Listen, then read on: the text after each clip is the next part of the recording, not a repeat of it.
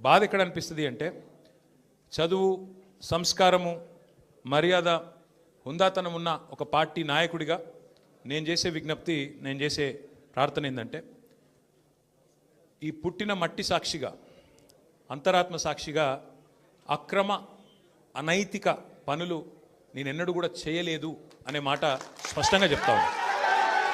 ఈ రెండేళ్లలో తీవ్రాతి తీవ్రంగా, ఈ రెండేళ్లే కాదు, దాదాపు గత 7-8 ఏళ్ళుగా తీవ్రమైన క్యారెక్టర్ అసాసినేషన్ ఎఫర్ట్ నా మీద, వ్యక్తిత్వ హననం. అంటే ఒక కుక్కను చంపే ముందు పిచ్చి కుక్కను ముద్రేయాలని ప్రయత్నం చేస్తారు కదా, నేనేదో డ్రగ్స్ తీసుకుంటానని, నాకేదో హీరోయిన్లతో సంబంధాలు ఉన్నాయని, లేని దిక్కుమాలిన వార్తలు రాసి నన్ను క్షోభకు గురి చేయడమే కాకుండా నా కుటుంబ సభ్యుల్ని, నా పిల్లల్ని, నా వాళ్ళు అనుకునే వాళ్ళందరినీ విపరీతమైన క్షోభకు గురి చేశారు. అయినా కూడా ఎన్నడూ బాధపడలేదు, బయటకు వచ్చి వేరే వాళ్ళలాగా దొంగ ఏడుపులు ఎడవలేదు. నేను నిబద్ధతతో పనిచేసిన నాయకుని కాబట్టి ఎవరికి భయపడకుండా 2 ఏళ్ళుగా తలవంచకుండా పోరాటం చేస్తూ ఉన్నాను.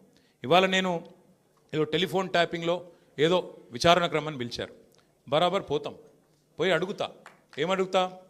ఏం తప్పు చేసింది మా ప్రభుత్వం అని అడుగుతా, ఎక్కడ తప్పు జరిగింది అని అడుగుతా.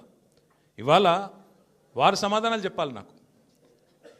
గత 2 ఏళ్ళుగా ఈ ఫోన్ ట్యాపింగ్ పేరిట ఒక డైలీ సీరియల్ మాదిరిగా, అంతులేని కథ మాదిరిగా లీకుల రూపంలో ఏదైతే మా వ్యక్తిత్వ హననం జరుగుతుందో దానికి బాధ్యులు ఎవరు అని అడుగుతా.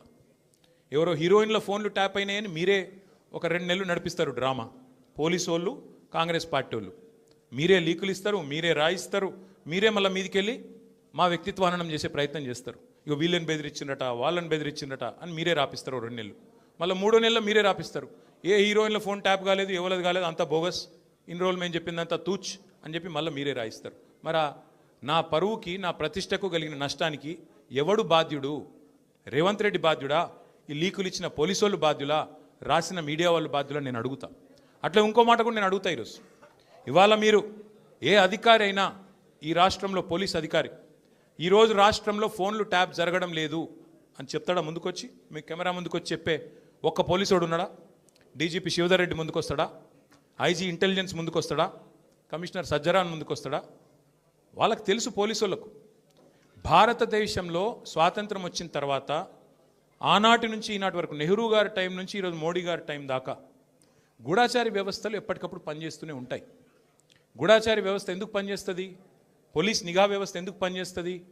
ఎవరన్నా ప్రభుత్వాలను అస్థిరపరిచే కుట్ర చేసినా, దేశంలో శాంతి భద్రతల సమస్య తలెత్తే విధంగా వ్యవహారం చేసినా, లా అండ్ ఆర్డర్ ఇష్యూ వచ్చే విధంగా ఏమైనా అపభ్రష్టపు పనులు చేసినా వాటిని నిరోధించడానికి డెఫినెట్గా పోలీస్ వ్యవస్థ తన పని తాను చేసుకుంటూ పోతుంది.